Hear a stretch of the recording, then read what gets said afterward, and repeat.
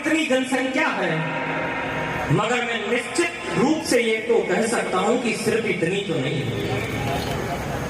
वासनाओं में रमे हैं शुद्ध मन जिनका नहीं है, पाप के भी बाप है जो पाप से वे क्या डरेंगे, रिक्त है जो धार में रहकर विमल भागीरथी थे, आपके रीते घटों को सोम से वे क्या भरेंगे, और आप धर्म के पथ पर अभी तक जो एक पग भी चल न पाए, कुपथ पर जो चल रहे हैं धर्म हेतु क्या मरेंगे, और सोरे दाता सो नहीं सकते अमर बलिदानियों की वे अभागे, आप सोचो देश रक्षा क्या करेंगे। भारत माता की वंदे। इतनी खाली कुर्सियां नहीं होनी चाहिए थी टॉप में।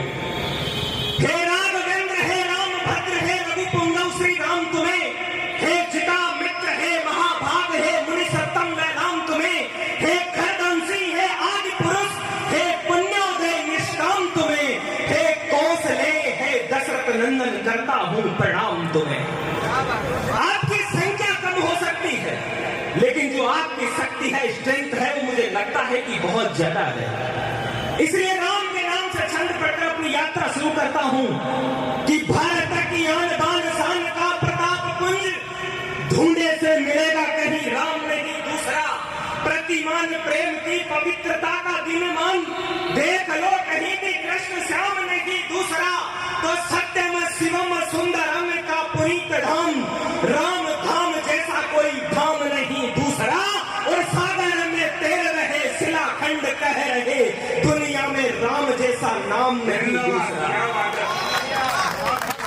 और दुनिया में राम से बड़ा नहीं है कोई नाम, राम नाम खुद संविधान बन जाता है, मरा मरा जप करे वाल्मीकि जैसा व्यक्ति श्रेष्ठ आदि कवि ज्ञानवान बन जाता है, राम की महानताओं का जो करता बखान, राम की कृपा से वो महान बन जाता है, और राम राम रट कर चाय वाला आदमी भी राम के ही देश का प्रधान बन जाता है।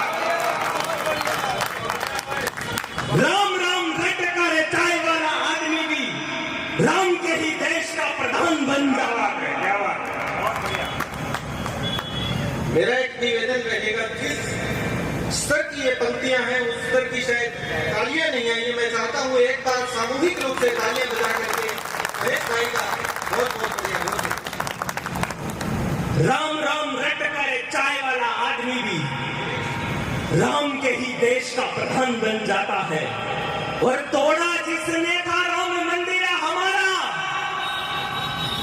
आया था जिसने 500 साल पहले हमारे मंदिर तोड़े थे, हमारा मंदिर वही बन रहा, उसकी छाती पर बन रहा है, उसकी कब्र तक का पता नहीं है। तोड़ा जिसने था राम मंदिर हमारा, अबे कब्र से निकल देख ले हमारे काम को, सदियों के बाद भी प्रणाम करता है विश्व राम जी के पावन परम पुण्य धाम को, कोसी से हजारों लाखों बार की गई महेश, कोई भी मिटा न सका राम जी के नाम को, और कल तक जो विरोध करते थे राम जी का, आज वे ही पूज रहे हैं हमारे राम को।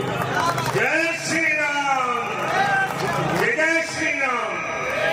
मंदिर का फैसला आया तो कुछ लोगों ने कहा कि हम नहीं भूलेंगे कि 6 दिसंबर 1992 को आपने एक मस्जिद गिराई। अगर एक मस्जिद गिरेगी तो सबसे पहले महेश डांगरा उसके आगे खड़ा हो जाएगा मस्जिद को रोकने के लिए। शर्त ये होनी चाहिए कि वो मस्जिद किसी मंदिर पर नहीं बना होना चाहिए।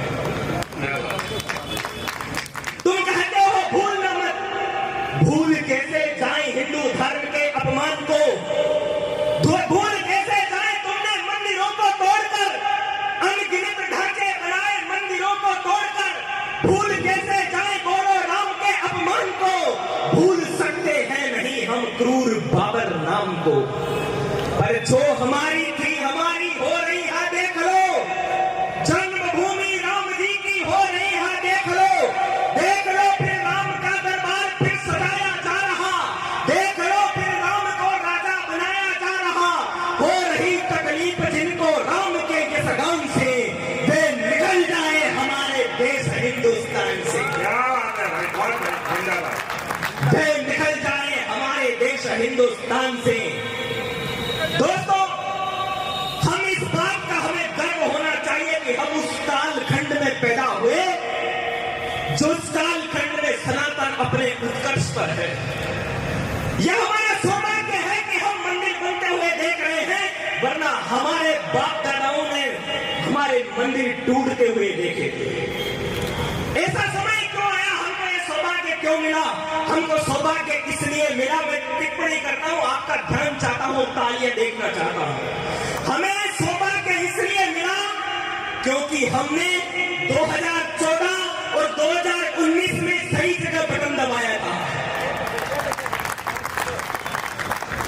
मुझे यह कहने की आवश्यकता नहीं है कि अगर काशी में हमें वही उत्सव देखना है, अगर हमें मथुरा को झगमगाता देखना है, तो हमें कहां पर बटन दबाना है, यह कहने की आवश्यकता नहीं है।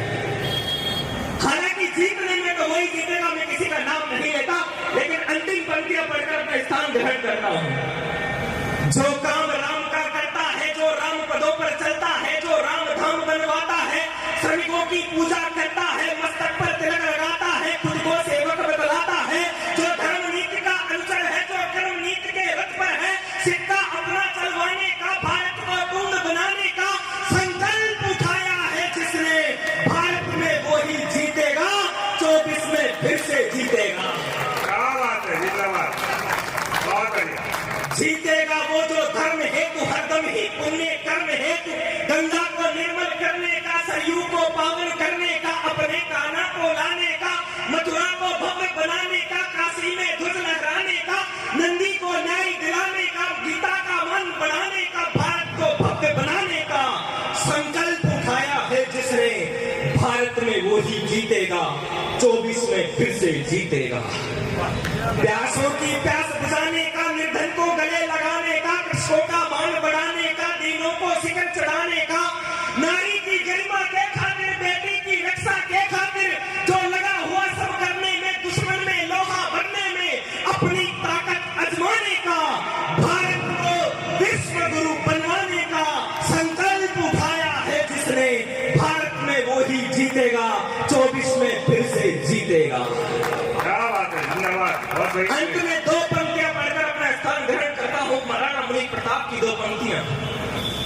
करबद्ध निवेदन है मेरा, करबद्ध निवेदन है मेरा, इस भारत मां को चोट नहीं देना, इतिहास कलंकित है जिनका, उनको तुम वोट नहीं देना। क्या बात है।